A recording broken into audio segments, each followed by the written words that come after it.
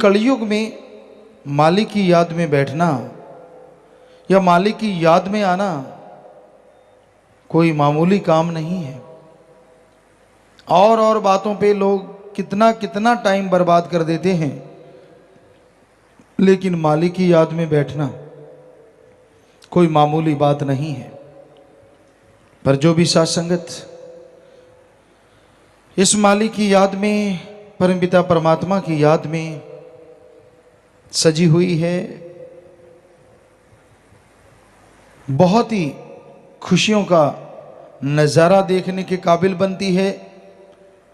जो भी जीव आके राम नाम में बैठते हैं उन्हें एहसास होता है खुद की कमियों का, खुद के गुणों का, अवगुणों का, और फिर गुणों को ग्रहण करके अवगुणों को छोड़ता हुआ जो इंसान आगे बढ़ता है उसे मालिक के नूरी स्वरूप के नज़ारे मिलने शुरू हो जाते हैं।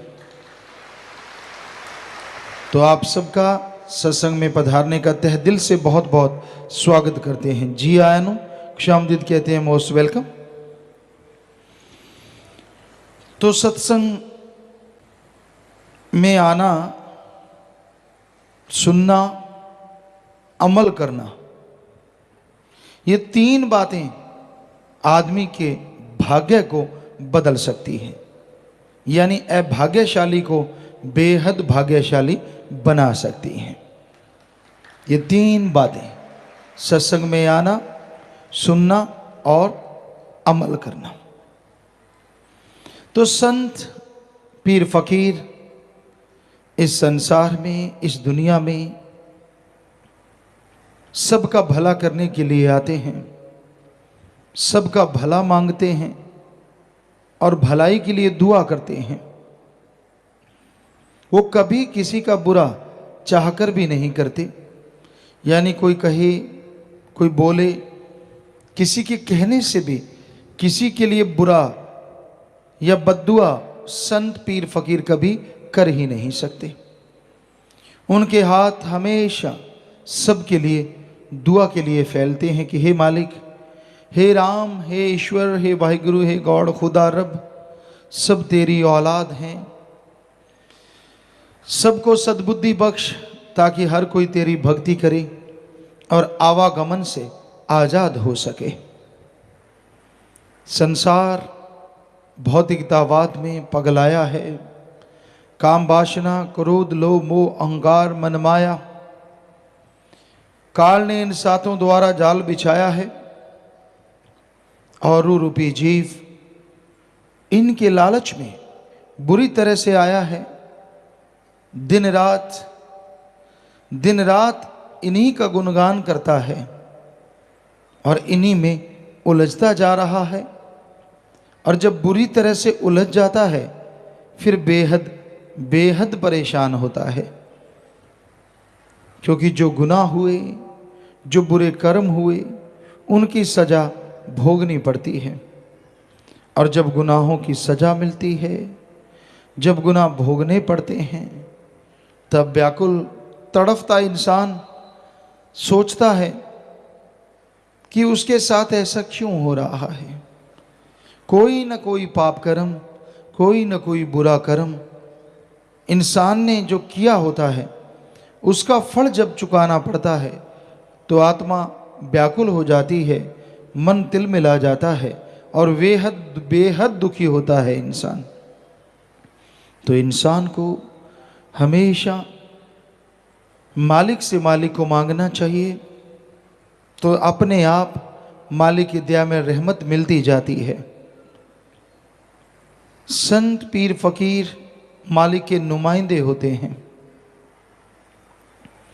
हर जीव को मालिक से जोड़ना, हर जीव को काल के चक्रव्यूह से बाहर निकालना, ये संत, पीर, फकीरों का काम होता है।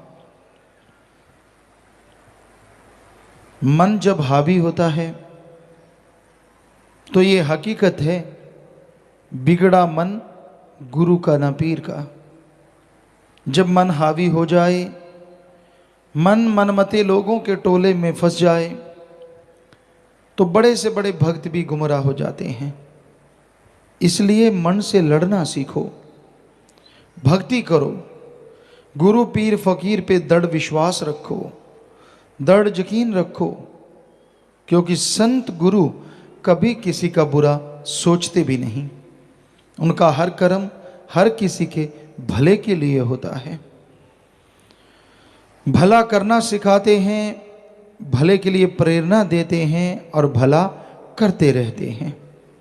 जो जीव संत पीर फकीरों की बात सुन के अमल करता है, यकीनन बेइंतहा उसका भला होता है। आज संसार में हर इंसान सोचता है मैं सुखी हो जाऊं और ज़्यादा सुखी हो जाऊं। तरह तरह की योजनाएं बनती हैं, बिजनेस है, व्यापार है, काम धंधा करना चाहिए, किसी को भी कोई रोक टोक नहीं।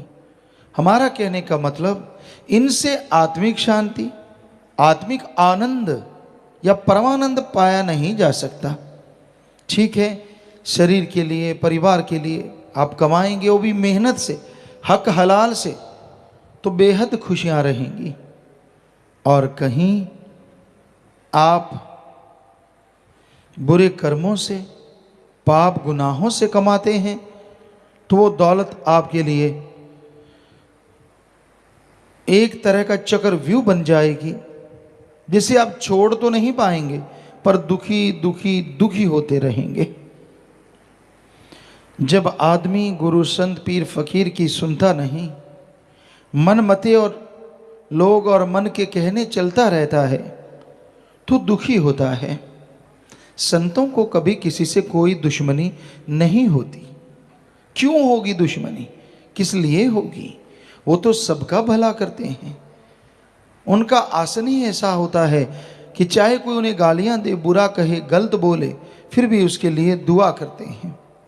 कोई भी बात कहते हैं जीव को समझाने के लिए, मालिक से किए गए कौल इकरार याद करवाने के लिए, और उनका कोई मकसद किसी को डराना, बहकाना या गलत रास्ते पे ले जाना नहीं होता। तो इसलिए भाई, संतों के वचन सुन के उन पे अमल जरूर करना चाहिए। आप संतों के वचन सुनो। और संत क्या कहते हैं? नशा ना करो। कोई भी नशा आपको बर्बाद कर देगा।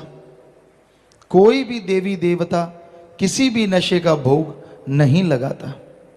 यहां तक हमने पढ़ा है, महादेव जी ने भयानक नशा जो जहर था उसको अपने कंठ में धारण तो जरूर किया, लेकिन पीने का आह्वान किसी को नहीं किया।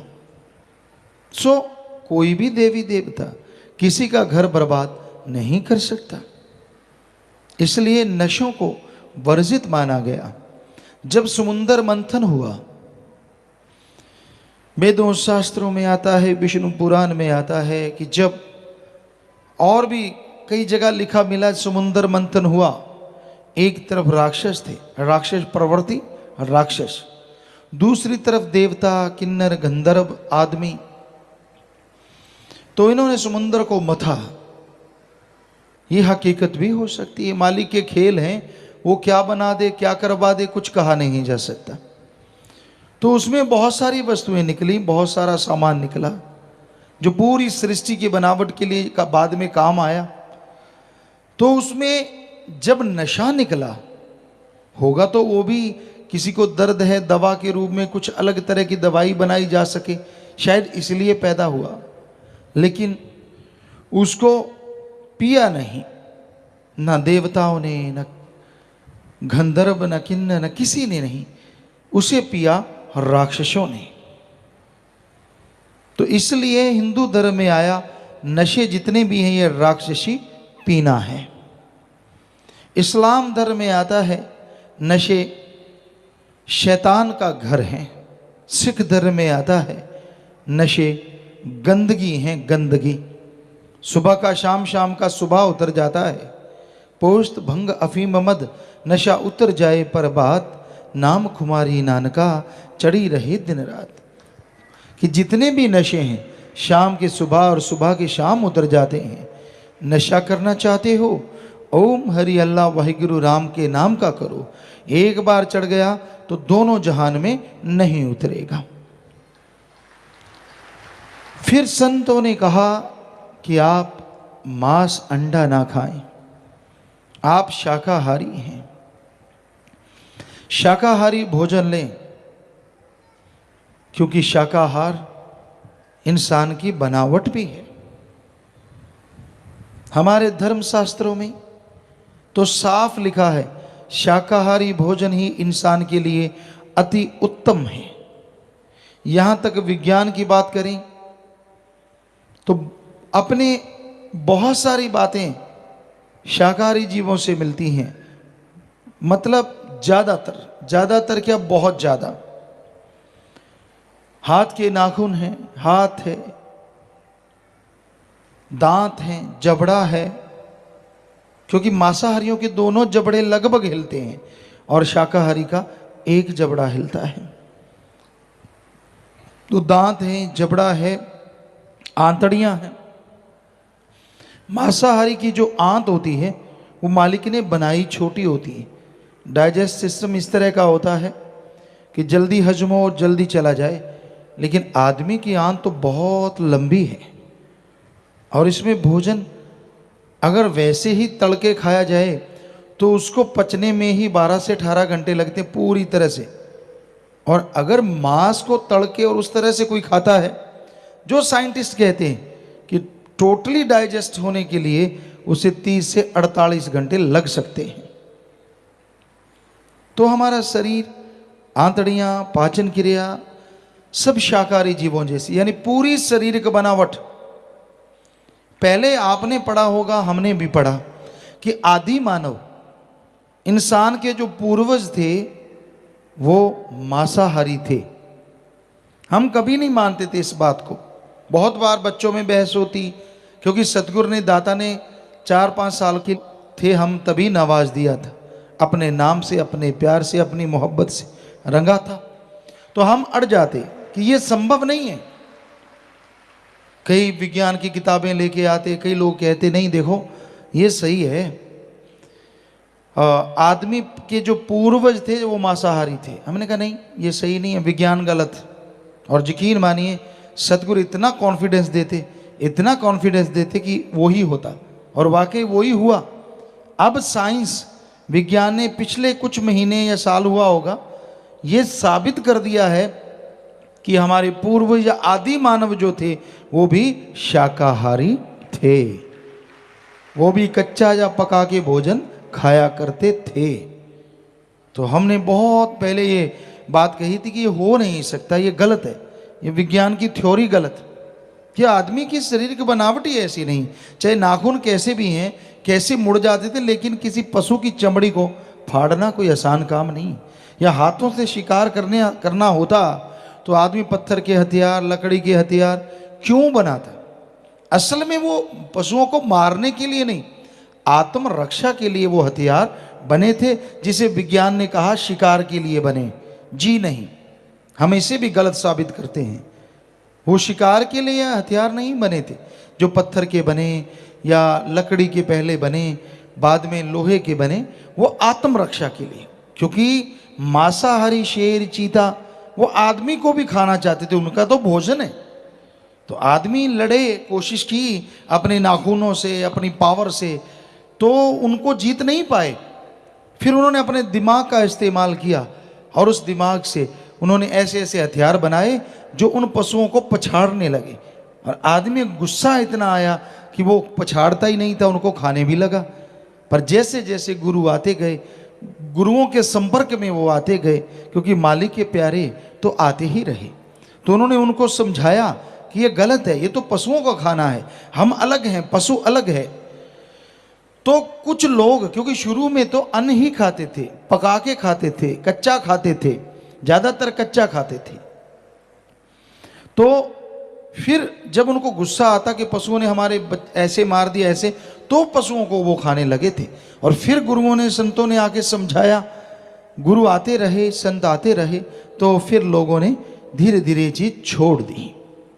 और आज तो करोड़ों में हैं जो शाकाहारी हैं, जो वाकई मालिक की उस कुदरत की बनावट को बिल्कुल सार्थक कर रहे हैं और मान रहे हैं। तो मांस अंडा नहीं खाना चाहिए। मांस में कोई ज़्यादा ताकत नहीं होती। अंडे में 13 से 15% प्रोटीन है और चिकन में हमारे ख्याल से 20 से 23.5% प्रोटीन होगा। जबकि दालें हैं, मूंगफली है, इनको अगर माने तो इनका 25 से 30% प्रोटीन इनमें पाई जाती है, जो शरीर को मसल बनाती है, पावरफुल बनाती है। तो शाकाहारी चीज़ों में ताकत ज़्यादा है। और सोयाबीन को तो कहना ही क्या है। सोयाबीन में 43 से 45% प्रोटीन पाई जाती है, अंडे से सीधी 3 गुना, चिकन वगैरह से सीधी डबल। और भी नए नए तरीक़ों से सोयाबीन का दूध है, पनीर है, यहाँ भी रिसर्च की जा रही है। आश्रम में भी ये बनने लगा है थोड़े स्केल पे। जब बड़ा बनेगा तो ये सेवादार बताएंगे। तो उसे वाकई अपने आप में वो एक अलग चीज़ है, बहुत ही फायदेमंद है। बड़े बड़े डॉक्टर इस बात को स्वीकार करने लगे हैं। तो आदमी बना ही शाकाहारी है, शाकाहार के लिए। और धर्म भी कहते हैं, मांस मछुरिया खात है, सुरापान के हेत ते नर जड़ से जाएंगे जो मूली का खेत। जमींदार भाई जानते हैं, गाजर मूली बो दो खेतों में, और जब उस फसल को लेते हैं तो खेत में बकाया क्या रहता है? कुछ बाकी चीज रह जाती है? जी नहीं, क्योंकि वो गाजर मूली को खींचते हैं तो वो खेत में कुछ भी नहीं रहता। उसी तरह जो मांसाहार का आहार करते हैं वो मालिक की निगाह से दूर हो जाते हैं और जन्मों जन्मों के चक्कर में, फेर में अटक जाते हैं। निशान उनका खत्म हो जाता है।